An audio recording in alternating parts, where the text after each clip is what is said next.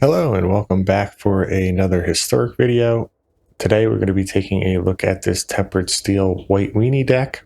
The deck wants to play out a handful of cheap, efficient artifact creatures and then use some buff spells to either individually make them quite large or pump the whole team.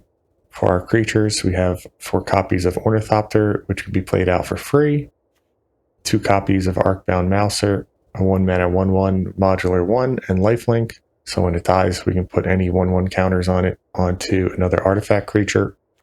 Court Homunculus, a 1 mana 1/1, but it gets an additional 1/1 if we control another artifact, so quite frequently this is a 1 mana 2/2. Esper Sentinel, 1 mana 1/1, and whenever our opponent casts their first non-creature spell each turn, they get taxed, where the tax is Esper Sentinel's power. And if they don't pay the tax, then we get to draw a card. Gingerbrute is a 1 mana 1/1 with haste. And then for an additional 1 mana, it can't be blocked by creatures that don't have haste. So this is a nice evasive threat. And Stonecoil Serpent, an X mana creature who gets X 1/1 counters put on it when it comes into the battlefield. It has reach, trample, and protection from multicolored. So again, a bit of evasiveness to try and push through smaller creatures or multicolored blockers. Patchwork Automaton, 2 mana 1/1 with Ward 2, and then whenever we cast an artifact spell, we get to put a 1/1 counter on it, so it scales over time. Frogmite, a 4 mana 2/2 with affinity for artifacts, so ideally we can play this out for free. And then the last artifact creature we have in the deck is actually a land. We have 2 copies of Blinkmoth Nexus, which for 1 mana becomes a 1/1 artifact creature with flying. It has an additional tap ability, but I don't foresee us using that in any of the matches. Now, once we have our creatures out, we'll be looking to play out Tempered Steel, a 3 mana enchantment that gives all of our artifact creatures +2/+2, essentially turning all of our... We also have 4 copies of Michiko's Reign of Truth. On the first 2 chapters of this saga, target creature we control gets +1/+1 until end of turn for each artifact or enchantment we control. So when we have a wide board, we can really pump up one of our creatures significantly. Then on the last chapter, the saga transforms into a creature, and the creature gets 1/1 for each artifact or enchantment we control. So that can also be a formidable sized body. Notably, the backside is not an artifact, so it won't get the buff from Tempered Steel. And then lastly, we have 2 copies of All That Glitters, 2 mana enchantment that gives enchanted creature +1/+1 for each artifact or enchantment we control. There's only 2 copies of this because it's the weaker of the effects. Removal spell on the creature means that all the glitters would disappear. For the mana base, we have 4 copies of Ancient Den. Artifact land counts towards our artifact count, also enables Court Homunculus, and reduces the cost of Frogmite. A single copy of Iganjo, Seed of the Empire, occasionally can be used as a removal spell. 10 planes, the 2 Inkmoth Nexus we talked about, and then 3 copies of Witch Enchanter. Can be played as a land, or it can be played as a creature to try and remove any block pieces that we might encounter. One notable interaction that I want to call out before we start the games is if we have a Tempered Steel in play, we can play out Stonecoil Serpent for 0, and it will come in as a 2/2. However, if Tempered Steel is ever removed, then the Stonecoil will be destroyed as well, since it will have 0 power and 0 toughness. This deck classifies as an aggro deck. We are trying to win the game fairly quickly via combat damage, can be a bit susceptible to things like board wipes, especially any of the 3 mana variants, as we usually do need a critical mass of creatures in order to get past our opponent's defenses, and with only 2 creature lands, we can't really rely on them to win the game after a board wipe. Before we jump into the gameplay, I'd like to ask you to please like and subscribe to the video. It really helps the channel. And without further ado, let's jump into the games. This hand is good. We'll keep. Going to start on the Sentinel here. Try and tax any early plays our opponent might have. Guide of Souls. Life gain could be difficult for us. We'll play out the Patchworks and the Ornithopter. In case we draw into a land next turn, the Ornithopter can attack right away with the Tempered Steel buff. Looks like we miss. Opponent is holding up a flash spell.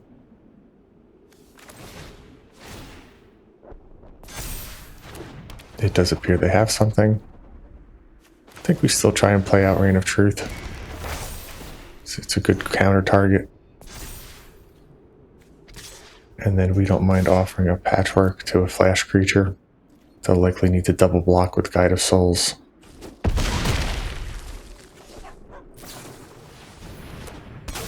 There's the Felia. We don't have any terrific targets for them to flash out. So it's really seeing if they have something. Skyclave Apparition would be quite powerful. Remove one of our Ornithopters, give us a 0 power token, and take the other one.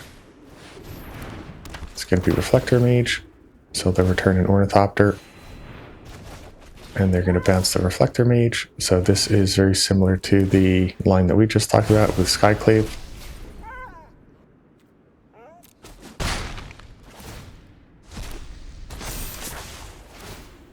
So bounce the other Ornithopter. And we miss on the land again. So here we'll do the Sentinel. And then we'll play out the Frogmite first, just because we want to ensure that we have the affinity cost.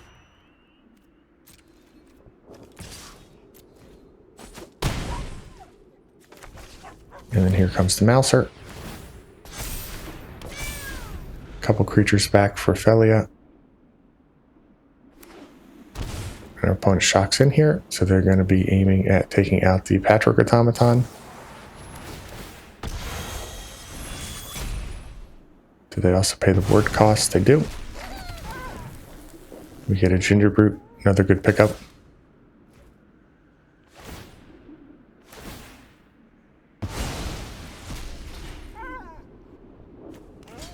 And I think we have to trade with Felia, unfortunately. We'll put the counter on Esper Sentinel. If they want to return that to hand, the Ginger Brute can still push damage. And we're still looking for our third land.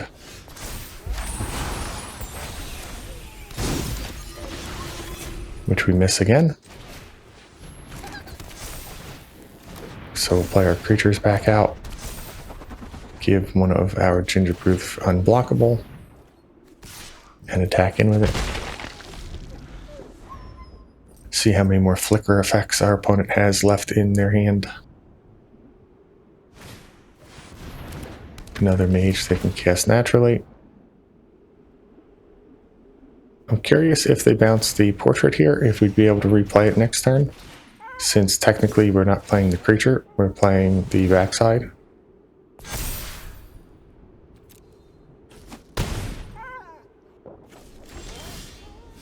And we miss on the land yet again. So we could have won this one many, many turns ago if we had a little bit better variance.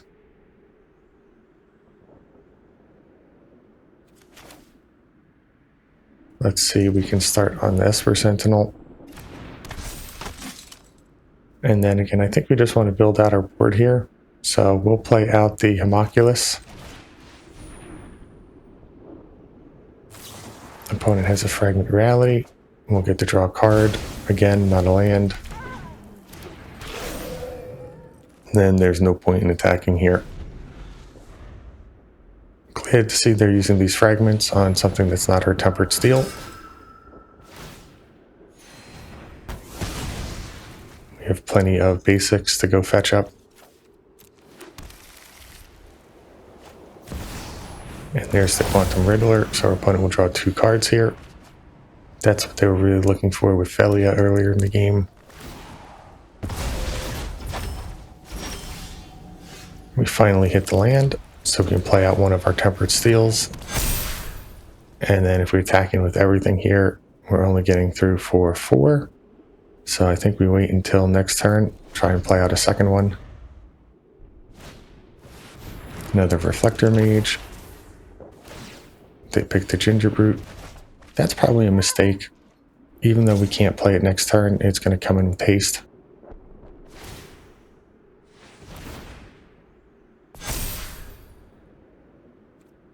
Can't block it. And they have another White Orchid here.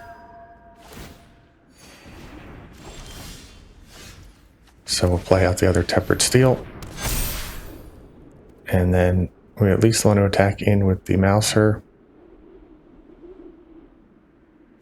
We'll play out our stone coil for 0. This will be a 4/4. And I think that's the only one we attack in with.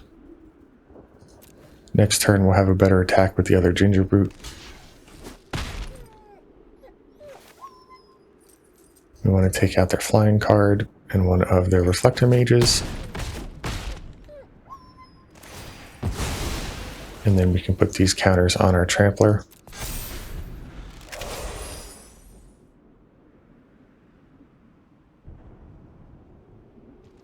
Again, another land would allow us to attack in with both Ginger Brute. Let's see, they block 4 creatures here. Means this is 10 damage coming in. They could have an instant removal spell as well. And they just concede, so it looks like they didn't have any tricks. Good game.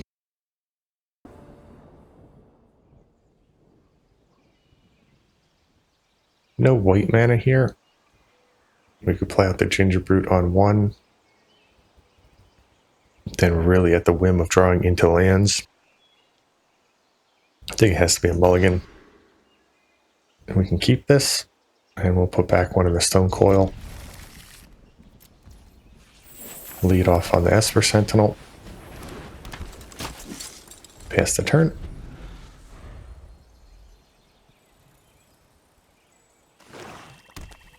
Black deck from our opponent. Looks like they're thinking about killing the Sentinel right away. Instead they use Duress. So this will take our Tempered Steel, making our hand garbage.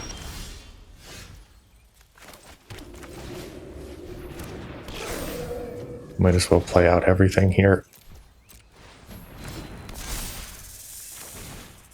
Play around discard.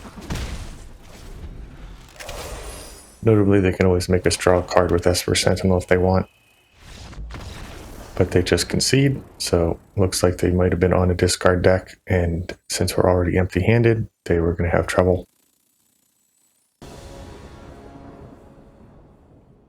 This hand is fine. We'll keep.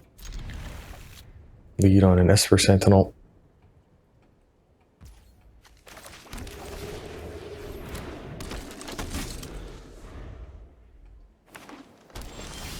Up against the green deck, so the Sentinel is not likely to be as useful.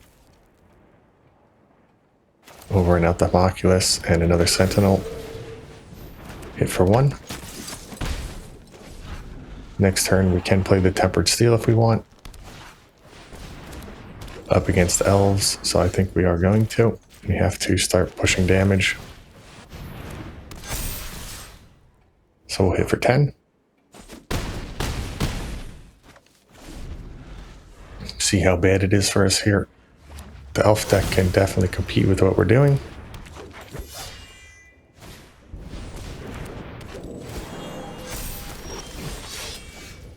Love to see another land here, so we can play out the Ginger Brute. And then we'll use the Reign of Truth on the Ginger Brute, which we can make unblockable. And that should be enough for lethal by itself. Good game.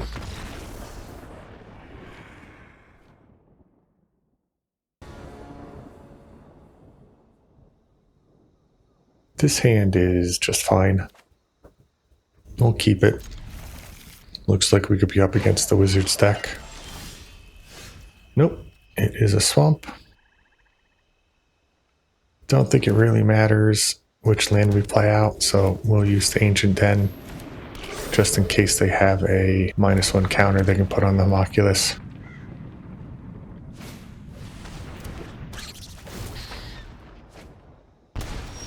It's going to be a graveyard deck. We don't have any graveyard hate.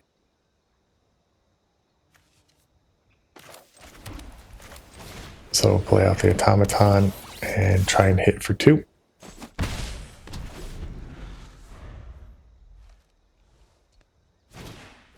They have a Stitcher Supplier. See if they have a tutor effect for the Nightmare. Might already have the Nightmare in hand.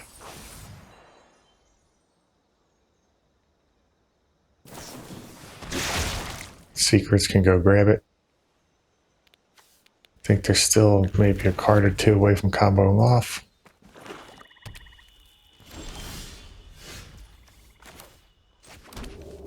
So let's see, we can play out the Frogmite for free. That will grow the Patchwork. Homunculus. Then we will get the Reign of Truth ticking up. And we'll spread out our power and toughness here.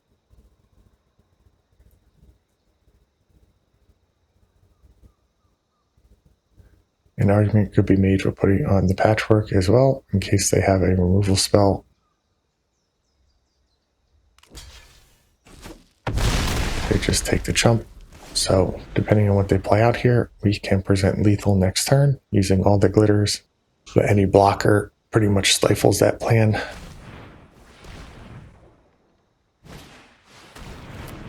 And this will bring 2 blockers.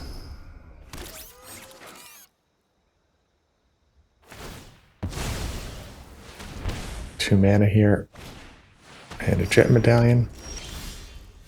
So they're in pretty good position for next turn. Play out the Ornithopter. And then all that glitters onto a Homunculus. Swing in. This should be lethal, it looks like. So we just made it. Looks like our opponent was missing a couple pieces in their hands, so we got lucky.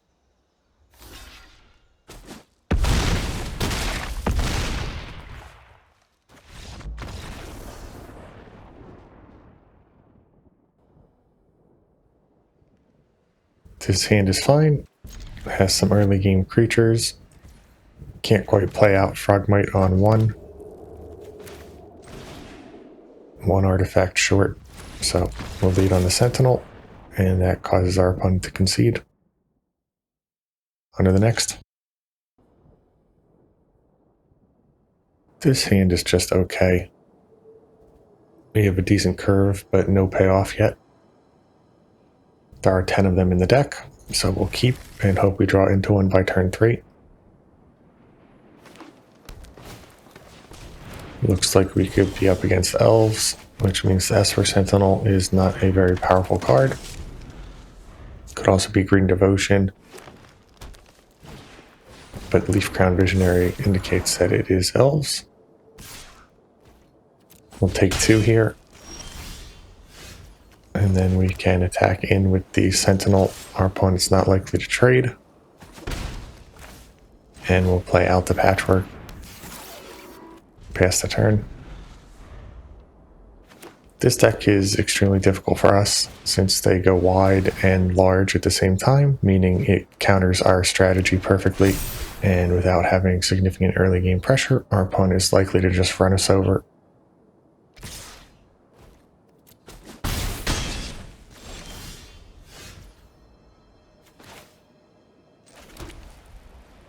So let's see here, we can play out the Ginger Brute.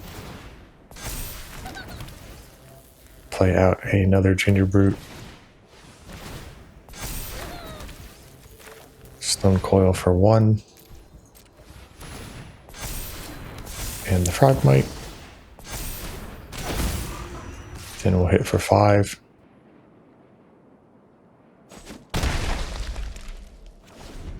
Ginger Brute can gain some life if we sacrifice it. We do need mana to do that though. And an Archdruid here. Gonna pump their team. We've got 10 power showing. They play out another Leaf Crown, another Lord. They can attack in for 8 here, or they can hold back. They attack in. That's fine with us. No block. And we draw into another Frogmite. So they can block 2 of these creatures, assuming it's the Patchwork and the Frogmite. That means we're hitting in for 4. Let's see how much all that glitters adds. We put it on a Ginger Brute, which we can make unblockable. That's only 8 more, so we're a few points short here. I think we'll attack in with the Ginger Brute, make it unblockable, hold back some blockers.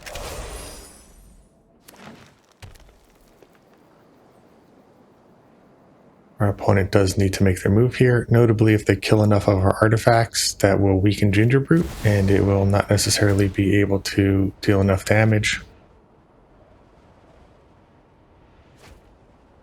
Allosaurus means we're going to need to chump block all of their attackers. And they just have a hoof here, so it doesn't matter if we block or not. Good game. That was a close one.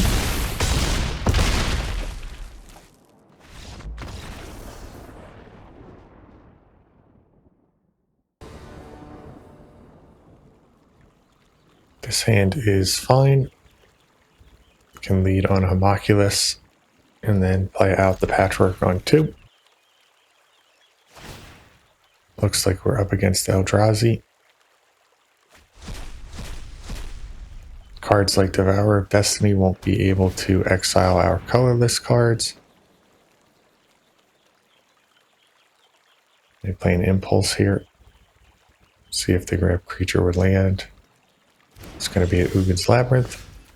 One of the better cards our opponent could have found. Help them ramp out their large Eldrazi creatures.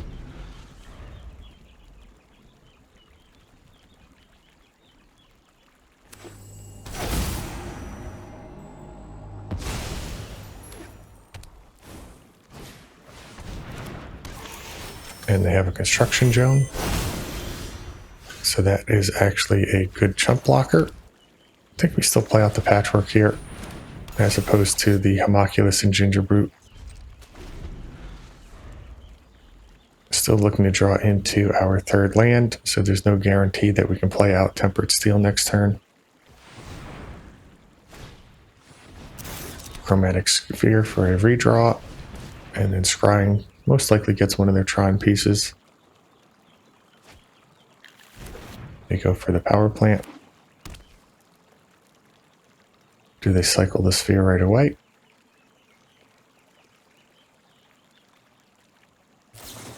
They do not. Instead, they dismember.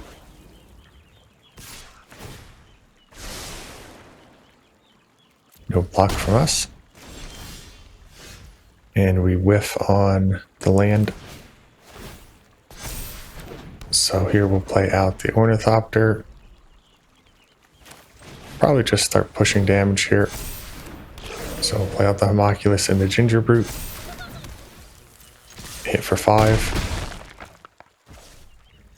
Pass the turn.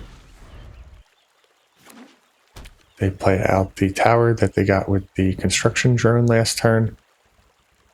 They could attack in again and go get their 3rd land, tutor for it. They have a lot of choices.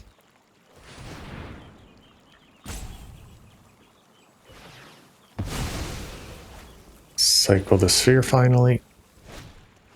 Play out Expedition Map, so that will get their 3rd land for next turn.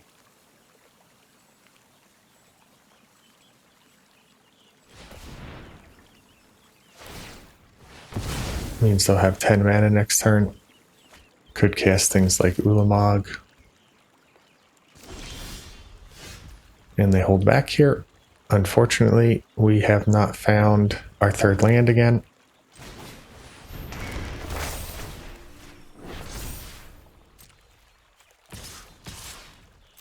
We'll swing in for 11. And our opponent takes the chump block this turn. We'll have to pass the turn here. Nothing else we can do.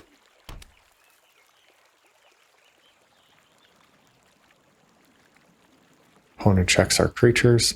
Something like a Ugin is not terrible. It only exiles the Homunculus and the Reign of Truth. Patchwork still has Ward 2. Opponent is deep in the tank.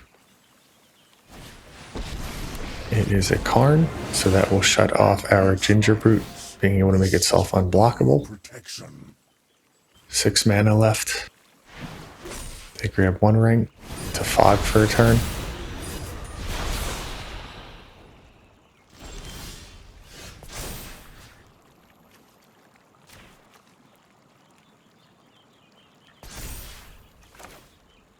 Might as well play out the Ginger Brute here, as well as one of the Stone Coil.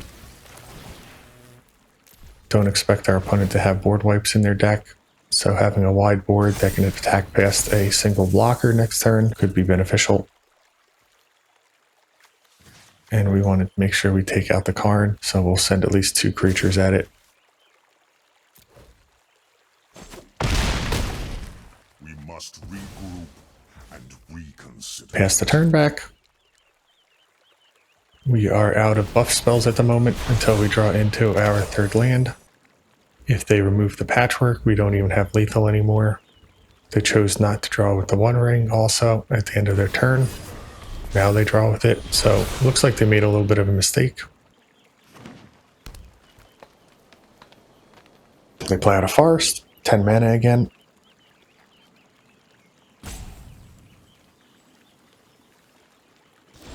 And they just pass the turn.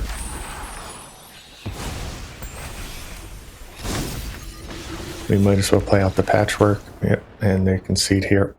So we managed to get over the finish line here. Good game. This hand doesn't have any payoff. I think we have to do a mulligan. Better. We'll put back one of the Frogmites. Opponent on a Hammer deck or Auras, both of which are going to be tough matchups, especially on the draw. They're very fast decks.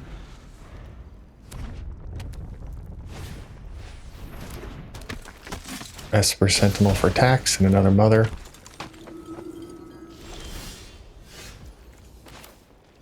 Here we'll play out the Patchwork into Ornithopter. We're 1 artifact short of playing out the Frogmite. No point in attacking into the Mother.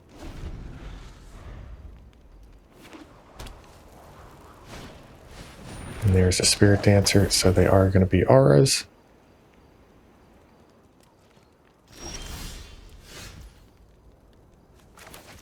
A Ganjo lets us play out Tempered Steel. Opponent will draw a card.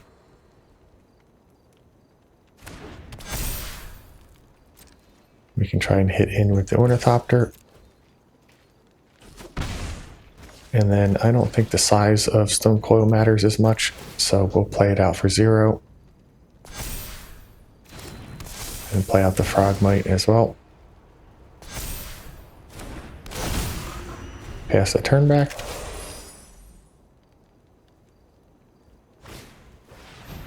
Light pause. Going to be able to exile our Tempered Steel next turn. And then we draw into an All That Glitters. So that's actually a good pickup. We can throw that onto the Ornithopter. Paid the Sentinel tax. Looks like they holding up something, could just be Mothers. So let's see, if we attack in with the Ornithopter and the Patchwork, that's 15. Stone Coil can come in as well, and we might as well throw in the Frogmite. Court is very easy for them to block, so there's no point. We'll just hold that back.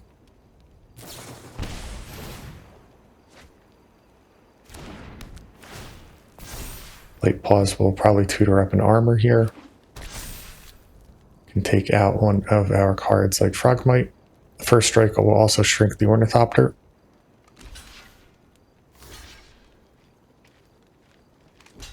They sacrifice one of the Mothers to the Patchwork. They'll take 8 in the air.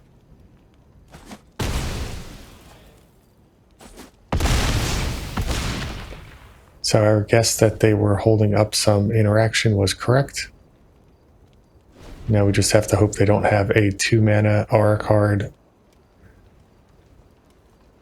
Could even use Sheltered by Ghosts on the Ornithopter itself.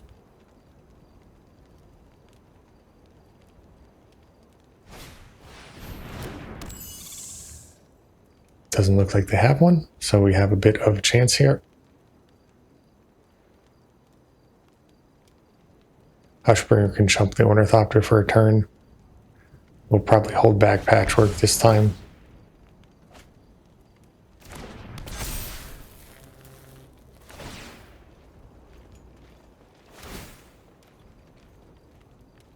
Are they able to push lethal here? Let's see what they get.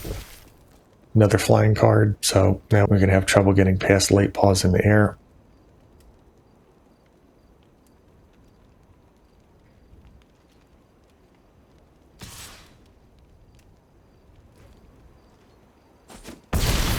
They swing for 7. And it's just an Ancient Den. We'll play it out. Makes Ornithopter a little bit bigger. And we'll force the chump block with Hushbringer.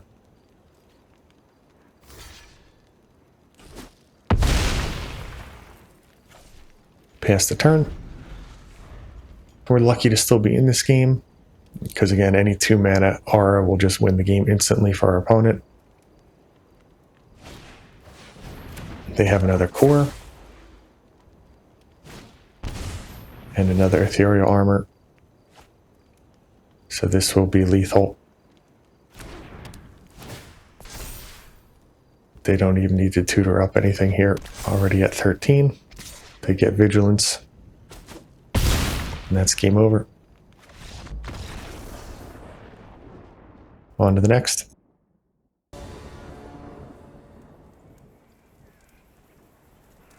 We'll give this one a try. We can scale Patchwork up quite quickly, and Esper Sentinel is a good card to play out on turn 1. We do need some top-end buff cards, though.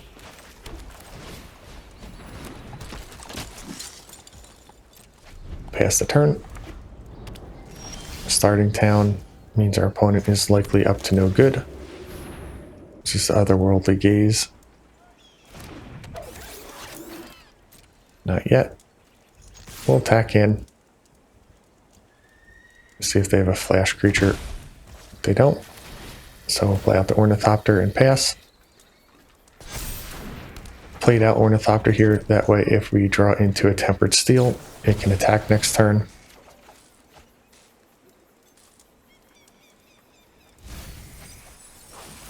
Opponent hits an Ulamog. Shock in, so they're likely to reanimate. We get to draw another card. Unfortunately, we did not get any buff spells. So let's see. Here we can play out another Patchwork. And then, honestly, it's probably the Stone Coil.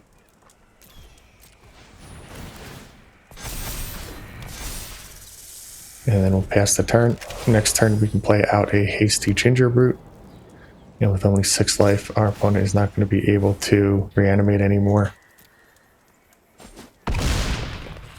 No block on the attack, and our opponent concedes. Good game.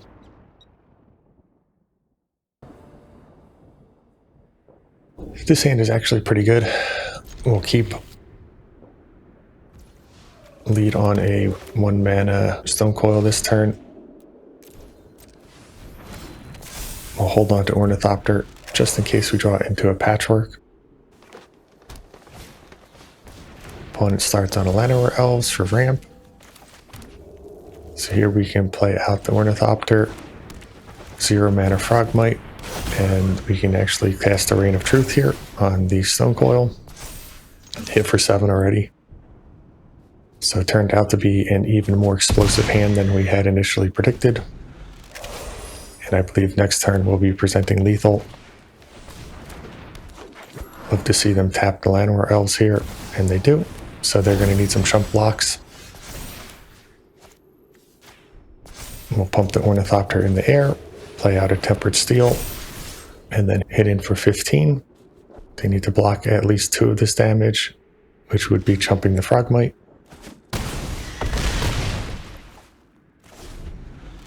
Ornithopter is lethal in the air.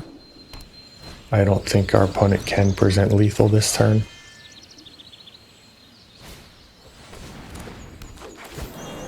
No reach creature yet. Most of the Elves decks aren't playing them anymore, and of course I open my big mouth, and they cast a Sky Shroud.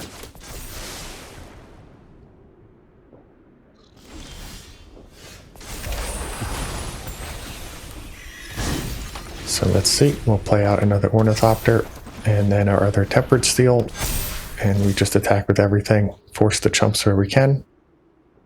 They need to put at least 4 toughness in front of Stone Coil, which would be both their War Master and the Visionary.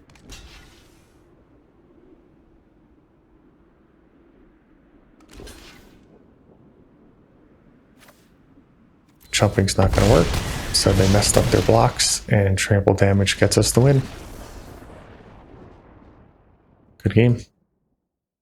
Okay, so there you have the deck. It performed pretty well in the matches, able to play out 3 or 4 creatures, and then use our buff spells to turn them into formidable threats.